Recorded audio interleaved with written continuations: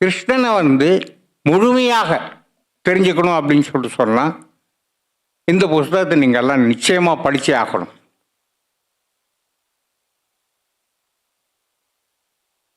மாய மந்திரங்கள் அப்படி அதனால் கிருஷ்ணன் பேர் வாங்கினார் அப்படின்றதெல்லாம் இல்லாமல் அவன் ஒரு தர்க்க ரீதியான முறையிலேயே வாழ்க்கையை நடத்தியிருக்கார்.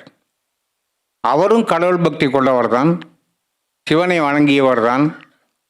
ஆனாலும் கூட கடவுள்கிட்ட அன்பு இருக்கலாமே தவிர, கடவுள்கிட்ட பக்தி இருக்கலாமே தவிர, கடவுள்கிட்ட பயம் இருக்கக்கூடாது அப்படின்னு சொல்லிட்டு ஆணித்தரமாக சொன்னது முதல்ல கிருஷ்ணன் தான். அதன் காரணமாகவே கோகுலத்தில் இருந்த மக்கள் எல்லாம்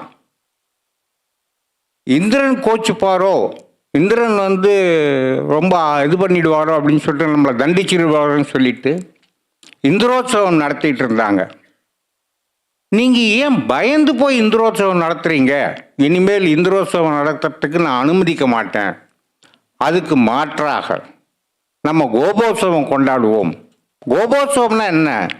இங்கே இருக்கிற கோபர்கள், இந்த கோகுலத்தில் இருக்கிற கோபியர்கள், இங்கே இருக்கிற மாடுகள் கன்றுகள் இவைகளெல்லாம் ஒன்று திரட்டி பால் வெண்ணெய் அப்படின்னு சொல்லிட்டு வயிறார சாப்பிட்டு அந்த நாளை கோபோத்சவமாக கொண்டாடுவோமே தவிர இந்திரோத்சவமாக கொண்டாட வேண்டாம் அப்படின்னு சொல்லிட்டு கடவுள்கிட்ட பயம் கூடாது அப்படின்றத ஆணித்தரமாக சொன்னது கிருஷ்ணன் தான். இன்னொரு விஷயத்தையும் சொன்னார். தர்க்க ரீதியாகவே எல்லாமே நடக்கு அப்படின்னு சொல்லிட்டு சொன்னாலும் கூட ஒருத்தன் அன்புமயமாக மாறிட்டான் அப்படின்னு சொல்லிட்டு சொன்னால் அங்கே லாஜிக் எடுபடாது. அதையும் அவர் ஒரு தன்னுடைய சரிதத்தில் சத்குரு ஒரு இடத்துல சொல்கிறது போது என்ன சொல்கிறாருன்னா, கம்சனை சந்திக்கிறதுக்கு கிருஷ்ணன் வருகிறான். அந்த சமயத்தில் கம்சனுடைய தேசத்தில் அஷ்டவக்ரா அப்படின்னு சொல்லிட்டு ஒரு பெண்மண், உடம்புல 8 கோணல்கள். அது எதனால் நேரிட்டது, எப்படி நேரிட்டது அப்படின்றதெல்லாம் தெரியாது. 8 கோணல்கள். அதனால் அவளுடைய கணவன் அவளை ஒதுக்கிட்டான், சமூகம் அவளை ஒதுக்கிடுச்சு. எல்லாரும் ஒதுக்குன ஒரு அஷ்டவக்ரா அவளுக்கு கிருஷ்ணன் மேலே அப்படி ஒரு பக்தி. கிருஷ்ணன்னா சாப்பிட்றது கிருஷ்ணன், தூங்குறது கிருஷ்ணன், எல்லாமே கிருஷ்ணன் அப்படின்ற ஒரு ஸ்டேஜில் இருந்த அவங்க எப்படியாவது கம்சனை இந்த விழாவுக்கு, கம்சன் நடத்துகிற விழாவுக்கு வருகை தருகிற கிருஷ்ணனை பார்த்தோன்னு சொல்லிட்டு ஏங்கி போய் எல்லாத்தையும் கூட்டத்தெல்லாம் பொழந்துக்கிட்டு அந்த அம்மா அவரை போய் பார்க்குறாங்க. அந்த அன்பு, அவள் அஷ்டவக்ரா கிருஷ்ணன் மீது கொண்டிருந்த அன்பு அவனை தொடருது. இப்படிப்பட்ட அன்போடு இருக்கிற ஒருத்தியை நம்ம கவனிக்காமல் இருக்கிறதாவது அப்படின்னு சொல்லிட்டு அவளை கூப்பிட்டு பக்கத்தில் கூப்பிட்டு அவளை அணைச்சிக்கிறார். கிருஷ்ணன் அணைச்சிக்கிறான். அந்த அன்பு அணைப்பு அவளுடைய 8 கோணல்களையும் சீராக்குது. அவள் உடம்பு நேராகிடுது. அதனால் அன்பு மயமாக இருக்கிற ஒருத்தருக்கு லாஜிக் ஒர்க் பண்ணாது. அன்பாக இருந்துட்டோம் அப்படின்னு சொல்லிட்டு சொன்னால் கடவுளையே அடைய முடியும் அப்படின்றத இந்த இடத்துல கிருஷ்ணனுடைய வாழ்க்கையில் நடந்த நிகழ்வாக சத்குரு எடுத்து காட்டிகிட்டு இருக்கார். அதே மாதிரி இன்னொரு இடத்துல கிருஷ்ணன்ற பெயர் கொண்டவர்கள் அந்த காலத்தில் நிறைய பேர் இருந்தாங்க. அதில் ஒரு ராஜா, அவனுக்கும் கிருஷ்ணன் பேர். அவனுக்கு தான் கிருஷ்ணன், ஒரிஜினல் கிருஷ்ணன் அப்படின்னு சொல்லிட்டு அந்த போலி கிருஷ்ணனுக்கு ஒரு ஐடியா. அதே தற்பெருமையோடு தான் மயிர்பீலெல்லாம் சொருவிட்டு சுற்றிக்கிட்டு இருப்பான். அவனுக்கு ஒரு தங்கை. அந்த தங்கை அண்ணனை பிரமிப்பாக பாப்பா. அவனை விட்டு வேறு யாருமே கிடையாது இந்த உலகத்தை கடத்தேற்றுறதுக்கு அப்படின்னு சொல்லிட்டு முட்டாள்தனமாக நினச்சிட்டு இருந்த ஒரு தங்கை. அந்த கிருஷ்ணன், போலி கிருஷ்ணன் நம்ம கிருஷ்ணனை சந்திக்க வேண்டிய ஒரு சூழ்நிலை உருவாகுது. அதில் சந்தர்ப்பவசமாக போலி கிருஷ்ணனை கிருஷ்ணன் கொல்ல வேண்டிய ஒரு தருணம் வந்துடுது. கிருஷ்ணன் கொன்னுடுறார். அவ்வளோதான். அந்த பொண்ணு சகோதரி வந்து அவன் தங்க கிருஷ்ணனுக்கு வந்து பரம வைரியா போயிடுறான், பரம எதிரியாக மாறிடுறான்.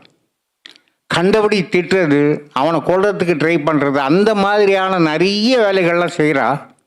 ஆனாலும் கிருஷ்ணன் வந்து அவளை என்ன செய்கிறான் அப்படின்னு சொல்லிட்டு சொன்னால், தன்னுடைய ஆதரவில் நான் வச்சுக்கிறேன் ஒன்று அப்படின்னு சொல்லிட்டு அவளை கூட்டிகிட்டு போய் தன் வீட்டில் வச்சுக்கிட்டு அவள் எவ்வளோ திட்டினாலும் அதெல்லாம் பொறுத்துக்கிட்டு இருந்துட்டு கடைசியில் தன்னுடைய அன்பாலேயே வந்து அந்த பெண்ணை வந்து ஜெயிக்கிறான். அந்த பொண்ணு வந்து கிருஷ்ணன் மேலே ஒரு அபாரமான ஒரு காதலும் பக்தியுமா மாறி போகிறா அப்படின்றது வந்து இந்த லீலாவில் ஒரு இடத்துல இடம்பெற்றிருக்கு. அதாவது அன்பு அப்படின்றது வந்து என்ன மாயமானா செய்யறதுக்கான தகுதி வாய்ந்தது அப்படின்றத வந்து திருப்பி திருப்பி திருப்பி திருப்பி இந்த புத்தகத்தில் அங்கங்கே வந்துட்டுருக்கும். இன்னொரு விஷயம், சரி இந்த மாதிரி வந்து இந்த லீலா வந்து போர் அடிக்கிற மாதிரி இருக்குமா அப்படின்னு சொல்லிட்டு கேட்டிங்கன்னா அந்த மாதிரிலாம் போர் அடிக்கிற மாதிரிலாம் இருக்காது. உதாரணத்துக்கு ஒரு விஷயத்த சொல்கிறேன். கிருஷ்ணன் வந்து பிரம்மச்சரியாக மாறி குருகுலத்தில் போய் தன்னுடைய குரு சாந்தி பாணிகிட்ட கல்வி பயில்றான். எல்லா விஷயமும் முடிஞ்சுது, கல்வியெல்லாம் முடிஞ்சுது. அந்த கல்வி கற்கும் காலத்திலலாம் வந்து பார்த்தோம்னா குருவோட முகத்தில் ஏதோ ஒரு சின்ன சோகம் இருக்கு. அது என்ன அப்படின்றது இவனுக்கும் தெரியல, கிருஷ்ணனுக்கும் தெரியல. கல்வி கற்று முடிஞ்சிச்சு, இவனுக்கு விடை கொடுக்க வேண்டிய ஒரு தருணம். குருவே, நான் உங்களுக்கு ஒரு காணிக்கை தரணும், என்ன தரதுன்னு கேட்கலாம். கேட்குற காணிக்கை ஒரு நாள் தர முடியாது அப்படின்ற மாதிரி குரு சொல்கிறாரு. இல்லை இல்லை, நீங்கள் சொல்லுங்க அப்படின்னு. என்னுடைய மகன், நான் ரொம்ப நேசிக்கிற ஒரு மகன், நல்லா வளர்ந்த பையன், அவனை கடத்திட்டு போயிட்டாங்க. யார் கடத்திட்டு போனாங்கன்னு தெரியாது. அவனை உன்னால் மீட்டு தர முடியுமா அப்படின்னு சொல்லிட்டு குரு கேட்குறாரு. அதையே தன்னுடைய தலையாய கடமையாக எடுத்துக்கிட்டு கிருஷ்ணன் கிளம்புறார். ஒரு கப்பல் பயணம் போக வேண்டியிருக்கு அவனை தேடிக்கிட்டு. அந்த கப்பலோ கொள்ளைக்காரர்களால் இயக்கப்படுகிற ஒரு கப்பல். கப்பல் தலைவன் வந்து படுகொடூரமானவன். ஒரு சாட்டையால் அடித்தான், ஒரு அடி அடித்தான்னா உடம்புல இருக்கிற பாதி சதை பிஞ்சு போயிடும். அந்த மாதிரியான ஒரு கொடூரமான ஒரு இவன். அவனுக்கு 2 பலசாலியான 2 அடிமைகள். அவங்க தான் இந்த கொடூரமான கப்பல் தலைவன் சொல்கிற தண்டனைகளெல்லாம் நிறைவேற்றுறவங்க. அவனுக்கும் கிருஷ்ணனுக்கும் ஒரு பகை நீண்டுருது. அந்த கப்பல் தலைவனுக்கும் கிருஷ்ணனுக்கும் ஒரு பகை வந்துடுது. கிருஷ்ணன் அன்பால் ஜெயிக்கணும்னு சொல்கிறவன், அவன் வந்து பயங்கரத்தை அடக்குமுறையால் ஜெயிக்கணும்னு சொல்லிட்டு சொல்கிறவன். கடைசியில் அந்த அடக்குமுறையால் ஜெயிக்கணும்னு சொல்கிற கப்பல் தலைவனை கிருஷ்ணன் வந்து சாச்சிடுறான். தன்னுடைய அன்பால் மற்றவங்களெல்லாம் வசீகரம் பண்ணி இவனையும் அடக்கிடுறான். அடக்கி அவனோட சண்டை போட்டு அவனை கொன்னுட்டு அவங்கிட்ட இருக்கிற பாஞ்சசன்யம் அப்படின்ற சங்கை வந்து இவன் கைப்பற்றுறான். கிருஷ்ணனுடைய வாழ்நாள் முழுக்க அந்த பாஞ்சசன்யம் அவங்ககிட்ட இருந்தது. பாரத போரில் வந்து அந்த பாஞ்சசன்யத்தை தான் வந்து எடுத்து முழங்குறார் கிருஷ்ணன் அந்த ஆரம்பிக்கிற சமயத்துலலாம். அந்த கப்பல்லேருந்து தலைவன், அந்த கப்பல் தலைவன் இறந்த பிறகு ஒரு நாகக்கன்னிகைகள்லாம் இருக்கிற ஒரு தீவுக்கு இவன் போய் சேர்றான், கப்பலில் போய் சேர்றான். அந்த தீவில் தான் வந்து சாந்திபாணியோடைய பையன் வந்து கடத்தப்பட்டு அந்த இடத்துல வந்து அடிமையாக இருக்கான் அப்படின்ற ஒரு தகவல் கிடச்சிருக்கு. இப்போ அவனை எப்படி மீட்கிறான் அப்படின்றது வந்து அந்த இடத்துல வந்து நிகழ்வுகளாக வரும். இந்த காட்சிகளெல்லாம் நீங்கள் படிக்கும் பொழுது வந்து உங்களால் புஸ்தகத்தை கீழே வைக்கவே முடியாது. பக்கத்தை திருப்பி திருப்பி திருப்பி திருப்பி படிச்சுக்கிட்டே இருப்பீங்க. சீட்டு நுனிக்க வந்து உட்காந்துருவீங்க. அப்படிப்பட்ட ஒரு விறுவிறுப்பான சம்பவங்களோட இந்த விஷயங்கள்லாம் சொல்லப்பட்டிருக்கும்.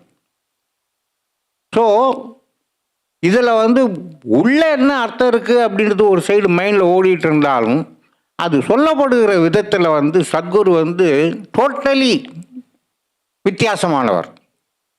அந்த மாதிரி வந்து வசீகரமாக சொல்லக்கூடிய ஒரு சக்தி வந்து சத்குருவுடைய சொல்லுக்கு உண்டு. அந்த மாதிரி இதெல்லாம் வந்து இருக்கிறதுனால இந்த புஸ்தகத்தை வந்து நீங்கள் கையில் எடுத்தீங்க அப்படின்னா வைக்கவே மாட்டீங்க, அப்படின்னு கீழே வைக்க மாட்டீங்க அப்படின்றது ஒன்று சொல்லிடுறேன். இன்னும் இந்த புஸ்தகத்தில் என்ன இருக்குது அப்படின்னு கேட்டிங்கன்னா, கிருஷ்ணன் கிட்ட சக்கராயுதம் அப்படின்றது ஒன்று வந்தது எப்படி அப்படின்றது ஒன்று இருக்கு. அவன் நீல நிறத்தோடு இருந்தான் கடைசி வரைக்கும். அந்த நீல நிறம் எதுக்காக அவனை அடைந்தது, நீல நிறத்துக்கு என்ன பொருள் அப்படின்றது இதில் இருக்கு. கம்சனால் ஏவப்படுகிற கோலைய பீடம் அப்படின்ற யானை பயங்கரமான யானை. கிருஷ்ணனை கொல்றதுக்காக ஏவப்பட்ட அந்த யானை கிருஷ்ணன் முன்னாடி மண்டியிடுது. அந்த கிருஷ்ணன் முன்னாடி மண்டியிடுவதற்கான ஒரு தருணத்தை அவர் அழகாக சொல்லியிருப்பார். அந்த யானை எப்படி மண்டியிட்டது அப்படின்றது ஒன்று. சின்ன வயசுலேயே ராதா அவனை நேசிக்க ஆரம்பிக்கிறா, தன் உயிருக்கு மேலே நேசிக்கிறா. இவனும் ராதாவுடைய அன்புக்கு பாத்திரமாறான். இவனுக்கும் ராதா மேலே ஒரு அன்பு இருக்குது, நேசம் இருக்குது, காதல் இருக்குது. அப்படி ஒருமித்த காதலோடு இருந்த ரெண்டு பேரும் ஏன் பிரிஞ்சு போனாங்க? ராதாவை விட்டு கிருஷ்ணன் பிரிஞ்சு தொலை தூரத்துக்கு வந்தது எப்படி? தன்னுடைய வாழ்நாள் முழுக்க ராதாவை அவன் பார்க்காமல் இருந்தது ஏன் அப்படின்றதுக்கான ஒரு விளக்கம் இதில் இருக்கு. சரி, இவ்வளோதானா அப்படின்னு கேட்டிங்கன்னா, சரி, கிருஷ்ணலீலா புஸ்தகத்துடைய நோக்கம் என்ன அப்படின்னா, நம்ம எல்லாரையும் கிருஷ்ணனாக மாற்றுறது தான் கிருஷ்ணலீலா புக்கோட நோக்கம். ஏன்னா நம்மளால் கிருஷ்ணனாக மாறிட முடியுமா அப்படின்னு கேட்டிங்கன்னா, இந்த புஸ்தகத்தை நீங்கள் படித்து பாருங்க அப்படின்னு தான் என்னால் சொல்ல முடியும்.